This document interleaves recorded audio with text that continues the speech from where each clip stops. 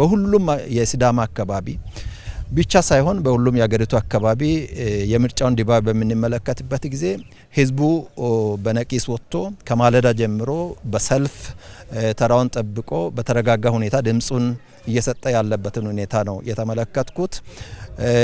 እዚህ እኔ በሚመርጥበት የምርጫ ጣቢያም ያለውን ሁኔታ ስንመለከት ህዝቡ በተረጋጋ ሁኔታ ተራውን ጠብቆ ድምጹን እየሰጠ ያለበት የሁሉም ፓርቲ ወኪሎች ተቀማጭ ወኪሎች በተረጋጋ ሁኔታ ቁጭ ብለው እየታዘቡ ያሉበት የምርጫውን ዲሞክራሲያዊነት በሚያጎላ መልኩ ሁሉም ተሳትፎ እያደረገ ያለበት ሁኔታ ነው የተመለከትኩትና እንግዲህ የታዘብነው ምንድነው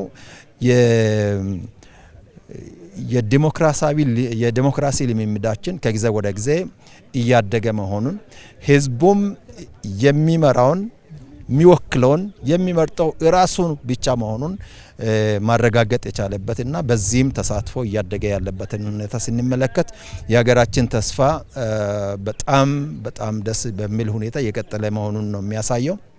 ይሄ እንግዲህ ህዝቡ የመረጠው ፓርቲና ግለሰብ ተመልሶ በሚመራው ጊዜ ህዝቡ ይሁንታ ሰጥቶታልና የህዝቡ የተሳትፎ ሁኔታ ይጎለብታል።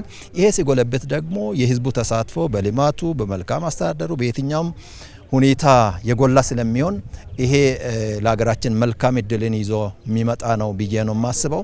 በአጠቃላይ በዚህ ሁኔታ ከቀጠለ የሀገራችን የወደፊት እጣ ፋንታ መልካም እንደሚሆንና የተጀመረው የልማት ጉዞም ቀጣይ ሆኖ የሀገሪቱ ሁኔታ የሚለወጥበት ከፍታዋን በቅርበት ማየት እና ማረጋገጥ የሚችልበት ሁኔታ መኖሩን ነው የሚያሳየውና በጣም አስደሳች የሆነ የምርጫ ተሳትፎና የምርጫ ሁኔታ ነው የተመለከትኩት። እንግዲህ ዛሬ ምርጫ የሚካሄድበት ቀን ነው። እናንተም እንደታዘባችሁት ሁላችንም ዞረን እንደተመለከትነው ህዝቡ በነጻነት በነጻ ፍቃዱ ማንም ጫና የሚያደርግበት በሌለበት ሁኔታ ተራውን ጠብቆ ድምጹን እየሰጠ ያለበት ሁኔታ ነው። ይሄ ሂደቱ ዲሞክራሲያዊ መሆኑን ያለምንም ጫና በነጻነት ህዝቡ ተሳትፎ እያደረገ ያለ መሆኑን የተፎካካሪ ፓርቲ ታዛቢዎችም ያለምንም ጫና የምርጫ ሂደቱን የድምጽ አሰጣጡን ቁጭ ብለው እየታዘቡ ያሉበት ሁኔታ መኖሩ ይሄ ዲሞክራሲያዊነቱን የሚያረጋግጥ ነው። እንግዲህ የሚቀረው ድምጹ ተቆጥሮ ውጤቱ ይፋ መደረግ ነው። እንግዲህ ዛሬ እስከ በምርጫ ሰዓት እስከሚፈቀድበት ጊዜ ድረስ የድምጽ አሰጣጡ ከተጠናቀቀ በኋላ ቆጠራ ተካሂዶ ውጤቱ ይፋ ሲደረግ እኛም ውጤታችንን የምናውቀው ያው ተቆጥሮ ይፋ ሲደረግ ነው። የዚያን ጊዜ እንደ ፓርቲ የሚመጣውን ማንኛውንም ውጤት ለመቀበል ዝግጁ ነን።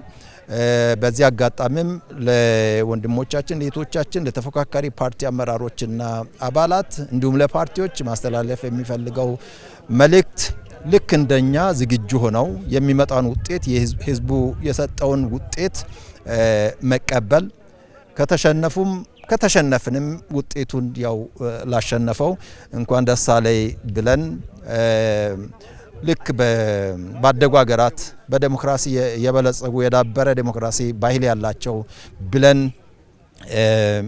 ምናነሳቸው አይነት የምርጫ ድህረ ምርጫ ሂደት እንዲኖር ነው የምንፈልገውና እንግዲህ በዚህ መልኩ ህዝቡ የሚሆነውን ይመቸኛል ያለውን መርጧል። እኔ ከዛ ይልቅ በጣም ማሰብ ያለብን የምንመረጥ የምንፎካከር አካላትና ህዝቡ ወስኖ ለመጪው 5 ዓመታት ህዝቡን የሚንመራ አመራሮችና ፓርቲዎች በጣም ሊሰማን ይገባል። ህዝቡ እንግዲህ ሊመርጥ ይሆነኛል ያለውን ሊመርጥ ከጧቱ ከንጋቱ 11 ሰዓት ጀምሮ ተሰልፎ በዚህ መልኩ ዋጋ ሲከፍል ነገ ያሻግረኛል ብሎ የሚያስበውን ለመብረጥ ነው። ስለዚህ ይሄ ሸክሙ ቀላል ሸክም አይደለም። አደራው ቀላል አደራ አይደለም። የህዝብ አደራ ነው።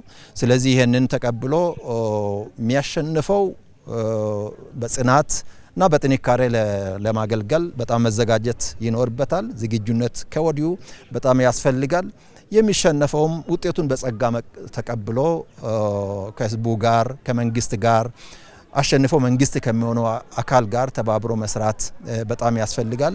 ስለዚህ ሁላችንም ከተባበርን ሀገራችን ማሳደግ የምንችልበት እድል በእጃችን ስላለ ልክ የዲሞክራሲ ባህሉ እያደገ እንዳለ በልማቱም እያስመዘገብናቸው ያሉ ውጤቶች ጥሩ እንደመሆናቸው መጠን ይሄ ውጤት ቀጥሎ ሀገራችን ካደጉት ተርታ የምትሰለፍበት ከፍታው የሚረጋገጥበት ጊዜ እንዲፈጥን ሁላችንም የግላችንን አስተዋጽኦ ማድረግ ይኖርብናል የምላለኝ። አመሰግናለሁ።